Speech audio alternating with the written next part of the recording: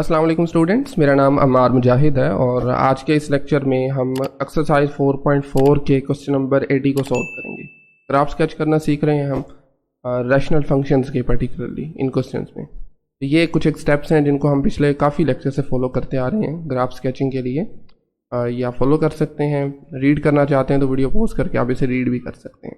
मेरे ख्याल में दोबारा से हमें इसको समझने की ज़रूरत नहीं है, बहुत दफ़ा मैं इसको एक्सप्लेन कर चुका हूँ आपको। एंड ये है question number 80, x square minus 4 divided by 2x। सबसे पहला काम आपने इसकी डोमेन मालूम करनी है सो दैट कि हमें आइडिया हो किस इंटरवल के अंदर इसे प्लॉट करना है। डोमेन के लिए क्योंकि ये रैशनल फंक्शन है, आई मीन फ्रैक्शन के अंदर है, आपने देखना है डिनोमिनेटर कहाँ पे ज़ीरो हो रहा है। 2x is equal to 0। ठीक है, आप x की वैल्यू मालूम कर सकते हैं। This implies that x is equal to 0, यानी 0 एक ऐसा नंबर है जो इसमें पुट करने से ये फंक्शन अनडिफाइन हो रहा है। इसका मतलब है आप डोमेन से आई मीन तमाम रियल नंबर से 0 निकाल दें। तमाम रियल नंबर पुट किए जा सकते हैं 0 के अलावा। इसी को अगर आप इंटरवल फॉर्म में लिखना चाहते हैं तो you can write minus infinity से 0 यूनियन 0 से इन्फिनिटी। ठीक है, यूँ भी लिखा जा सकता है। लेकिन ये इसकी डोमेन आ चुकी है। नेक्स्ट काम इसके डेरिवेटिव्स मालूम करने हैं, फर्स्ट और सेकेंड डेरिवेटिव, क्योंकि फर्स्ट डेरिवेटिव की मदद से क्रिटिकल पॉइंट्स आते हैं और सेकंड की मदद से पॉइंट ऑफ इन्फ्लेक्शन। और ये काम आपने खुद करना है। ठीक है, अगर डेरिवेटिव फाइंड करने लग गए तो इसी पे ही फिर सारा टाइम वेस्ट हो जाएगा। तो फर्स्ट डेरिवेटिव मैं आपको बता देता हूँ, इसका आएगा जी x square plus 4 divided by 2x।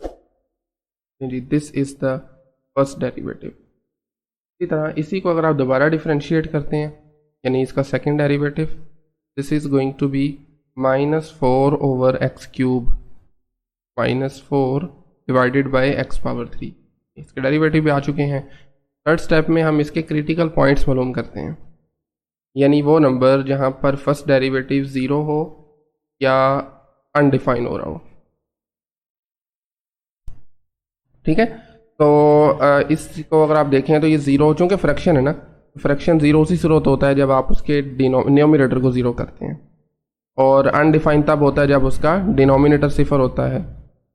तो x square plus 4 equal to 0 का मतलब है एक्स स्क्वायर इक्वल टू -4। क्या ऐसा पॉसिबल है स्क्वायर करने से आंसर माइनस में आ जाए? बिल्कुल पॉसिबल नहीं है। ये इसका आंसर कोई रियल नंबर नहीं बनेगा। तो यहाँ से एक्स की कोई वैल्यू नहीं आ रही। दूसरी तरफ आप इधर आए तो ये 2x स्क्वायर इक्वल टू 0 है, यहाँ से एक्स इक्वल आ जाएगा, एक दो स्टेप करने के बाद 0 के इक्वल आ जाएगा। तो इसका एक ही क्रिटिकल पॉइंट बना विच इज़ 0, लेकिन क्योंकि 0 फंक्शन की डोमेन में शामिल नहीं है तो इसको हम फिर क्रिटिकल पॉइंट लोकल मैक्सिमम या मिनिमम वैल्यूज़ के लिए कंसीडर नहीं करेंगे। आप लिख सकते हैं नो क्रिटिकल पॉइंट्स। ठीक है, no critical points in the domain of the function, ये भी साथ मेंशन कर दें तो अच्छा है। No critical points. और अगर क्रिटिकल पॉइंट नहीं है तो ज़ाहिर सी बात है फिर इसकी एक्सट्रीम वैल्यूज़ भी एग्जिस्ट नहीं करेंगी। This implies that no extreme values. Extreme का मतलब मैक्सिमम या मिनिमम। ठीक हो गया, फोर्थ पॉइंट पे आ जाएं डायरेक्टली। अच्छा, अब हमें चाहिए इसकी इंक्रीजिंग और डिक्रीजिंग इंटरवल्स। 0 हमारे पास जो है ना, ये क्रिटिकल पॉइंट था अगर डोमेन में शामिल होता तो। ठीक है, तो 0 एक्सट्रीम वैल्यू तो नहीं देगा, बट इंक्रीजिंग डिक्रीजिंगनेस यहाँ से चेंज हो सकती है। उसके लिए फिर हमें चाहिए एक अदद रियल लाइन, ये चेक करने के लिए। ठीक है, एक मिनट सर, ठीक हो गया। अच्छा, रियल लाइन के बाद हमारे जो नंबर हमने मालूम किया है दैट इज़ 0 पुट करें यहाँ पर, आई मीन लेबल कर दें इसको, और 0 की मदद से हमारी रियल लाइन 2 हिस्सों में तकसीम हो गई, 0 से छोटे नंबर और 0 से बड़े नंबर्स।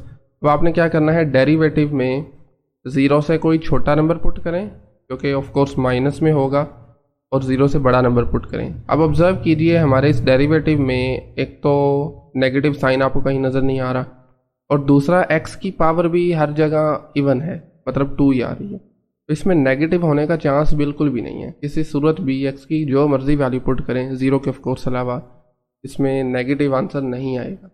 मतलब दोनों तरफ में ये पॉजिटिव होगा। ठीक है, डेरिवेटिव जो है ये पॉजिटिव होगा, विच इम्प्लाइज के फंक्शन हमारा इंक्रीज करेगा इन दोनों इंटरवल्स के अंदर। ठीक है। And now we will find the points of inflections, वो पॉइंट जहाँ पर डबल डेरिवेटिव इज इधर ज़ीरो और इट इज़ अनडिफाइंड। अब डबल डेरिवेटिव हमारे पास ऑलरेडी वैल्यूड किया जा चुका है -4/x³। तो फ्रैक्शन में हम जानते हैं ना, न्यूमरेटर में अगर ज़ीरो करें तो आपका डबल डेरिवेटिव ये फ्रैक्शन ज़ीरो हो जाएगा, बट हमारे केस में न्यूमरेटर में कांस्टेंट है तो ये कभी भी ज़ीरो नहीं हो सकता। इसका मतलब है कि ओवरऑल कभी ज़ीरो नहीं बनेगा। अलबत्ता अनडिफाइंड तब होगा when this denominator is zero, sorry when the denominator is zero. Denominator में था x³ और x³ ज़ीरो उसी सूरत होगा जब आप x को ज़ीरो लेंगे। तो ये पॉइंट ऑफ इन्फ्लेक्शन बन सकता था, लेकिन फिर मैं इसको कहूँगा नहीं पॉइंट ऑफ इन्फ्लेक्शन है। क्यों? क्योंकि ज़ीरो डोमेन में शामिल नहीं। तो आप लिख सकते हैं नो पॉइंट ऑफ इन्फ्लेक्शन। फिर ये फंक्शन का जो है ना डोमेन में शामिल होना, फंक्शन की वैल्यू उस पॉइंट पे एग्जिस्ट करना लाजमी है। अलबत्ता कॉन्केविटी यहाँ से चेंज हो सकती है, ठीक है। अच्छा, आप ना कंफ्यूज नहीं होना। अब मैंने कुछ जगह देखा है कि इसको पॉइंट ऑफ इन्फ्लेक्शन ले लिया जाता है। आप इधर ना भी ये लाइन लिखें तो कोई मसले वाली बात नहीं है। तो बहरहाल कॉन्केविटी आपने लाजमी चेक करनी है, वो डोमेन में शामिल है पॉइंट या नहीं शामिल। कॉन्केविटी वहाँ से चेंज हो सकती है अगर डबल डेरिवेटिव उन नंबर पर ज़ीरो या अनडिफाइन हो रहा है तो zero is a number. Same काम आपको रिपीट करना है, ज़ीरो से छोटा नंबर और एक बड़ा नंबर आपको डबल डेरिवेटिव पुट करना है। अब देखें सिनेरियो बड़ा इंटरेस्टिंग है। अगर आप -1 पुट करते हैं ना तो नीचे क्या आएगा, -1 का क्यूब। आंसर क्या आएगा -1। ऊपर क्या है -4। माइनस माइनस कैंसिल होकर आंसर क्या बनेगा, प्लस बन जाएगा। तो ज़ीरो से छोटे नंबर्स के लिए आपका जो डबल डेरिवेटिव है ये पॉजिटिव आंसर करेगा, ग्रेटर देन ज़ीरो रहेगा।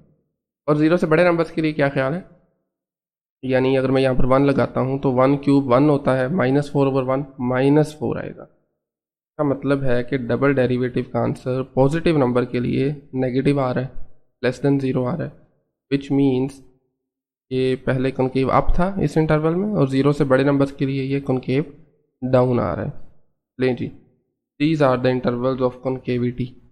6 नंबर पे हम फिर इसके मालूम करते हैं जी एसिम्पटोट्स। 3 तरह के होते हैं एसिम्पटोट, हॉरिजॉन्टल, वर्टिकल और ओब्लीक।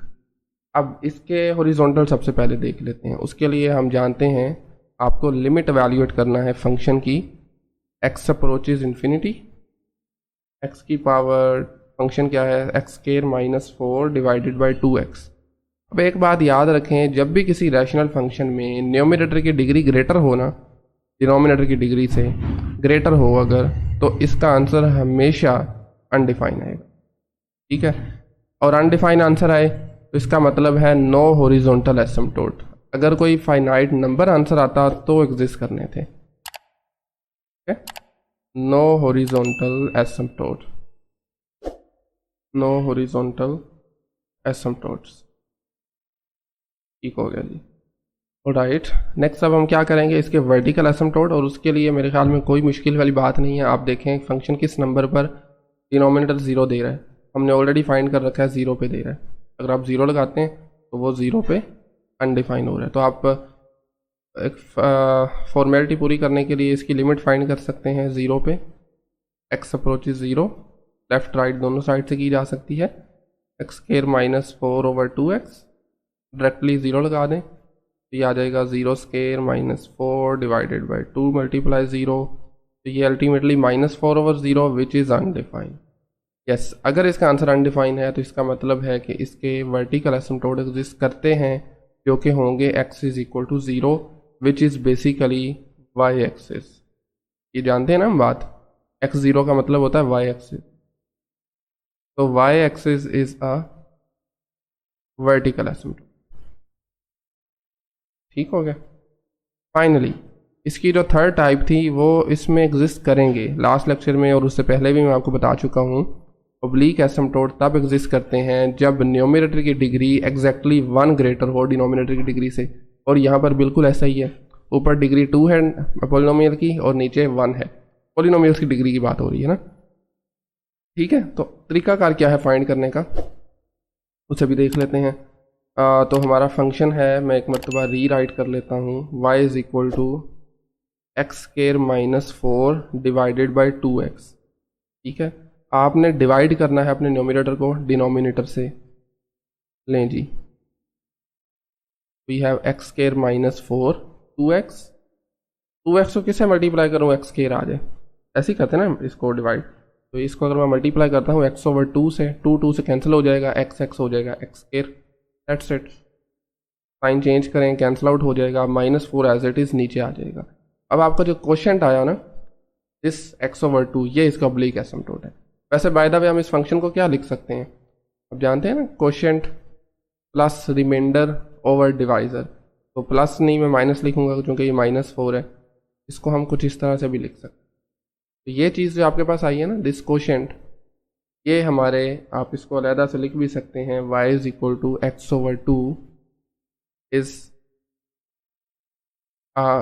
Oblique asymptote. ठीक है ना। और ये हमेशा ज़ाहिर बात है लीनियर होंगे, क्योंकि हमने कहा हुआ है ऑलरेडी कि जब एग्जैक्टली 1 ग्रेटर देन हो ना, डिग्री का 1 का फ़र्क हो, तो ज़ाहिर बात है उसका आंसर हमेशा लीनियर आएगा, ऑब्लिक एसिम्प्टोट। ठीक है, चलें जी, सारा काम हम कर चुके हैं। अब बारी आती है फंक्शन को प्लॉट करने की, ग्राफ स्केच करने की। सबसे पहले मैं इस ऑब्लिक एसिम्प्टोट को स्केच करूँगा। तो x/2 का ग्राफ क्या होगा, मेरे ख्याल में तो हमें आना चाहिए, एक लाइन होगी, ऑफ कोर्स एक स्ट्रेट लाइन होगी, ओरिजिन से पास करेगी और मिडल में नहीं होगी। मसलन चलिए इसको हम येलो कलर में चलते हैं। ये जो ग्राफ है ना, सॉरी एक मिनट, अगर मैं कुछ यहाँ से स्टार्ट करूँ, this graph is the y is equal to x का ग्राफ है ये।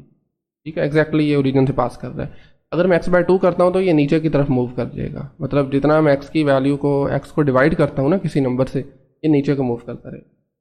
ठीक है ना, स्लोप कम हो रही है बेसिकली इसकी, इस वजह से इसको मैं स्केच करूँगा कुछ इस तरह से। लें जी, ये हमारी एसिम्प्टोट वाली लाइन जो है ना वो स्केच हो चुकी है। अब हमने स्केच करना है ग्राफ को, और उसके लिए हमें इंफॉर्मेशन मौजूद है हमारे पास। बाय द वे आप एक और काम भी कर सकते हैं, और वो काम ये है कि आप इसमें अगर y को 0 लगाएं, बल्कि मैं आपको एक मरतबा टेबल दोबारा दिखाता हूँ, आप इंटरसेप्ट्स भी मालूम कर सकते हैं। ठीक है, इंटरसेप्ट का मतलब है x को 0 लगाएं, y की वैल्यू चेक कर लें क्या आ रही है। इसी तरह y को 0 पुट करें और x की वैल्यू मालूम कर लें क्या आ रही है। अब हम अपने ग्राफ में x0 लगा नहीं सकते क्योंकि x0 से फंक्शन अनडिफाइन हो रहा है, अलबत्ता y को मैं 0 लगा सकता हूँ। तो ये काम मैं रफ में कर रहा हूँ, आप इसको लास्ट पे कर सकते हैं। y को 0 लगाऊंगा तो x square -4 over 2x equal to 0, यहाँ से आ जाएगा x square -4 equal to 0। This implies that x square equal to 4 के रूट अप्लाई करेंगे तो x की 2 वैल्यूज आ जाएंगी विच आर +-2। ठीक है, ये नोट कर लें। वीडियो पॉज करके मैं इसको रेज करने लगूँ अभी के लिए। लें जी, इसका मतलब है 2 और -2 से हमारा जो ग्राफ है ना वो गुजरेगा। लेट्स से ये है -2 और यहाँ पर मैं ले लेता हूँ +2। ठीक हो गया।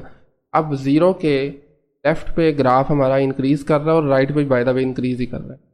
ठीक है, एसिम्प्टोट हमें पता है, एक एसिम्प्टोट ये लाइन है, दूसरी तरफ आपके ओह सॉरी लाइन को मुझे थोड़ा सा एक्सटेंड करना चाहिए। चलें, अच्छा जी, एक एसिम्प्टोट आपका जो है वो y एक्सिस है कुछ इस तरह से, जबकि दूसरे की अगर बात की जाए तो वो ये लाइन है, और आपकी कॉन्केविटी नहीं चेंज हो रही है, कॉन्केव अपवर्ड है इस केस में ना। ठीक है, जबकि अगर आप बात करें 0 से राइट पे तो वो कॉन्केव डाउनवर्ड है। ये देखें ऑलरेडी फाइंड कर रखा है हमने।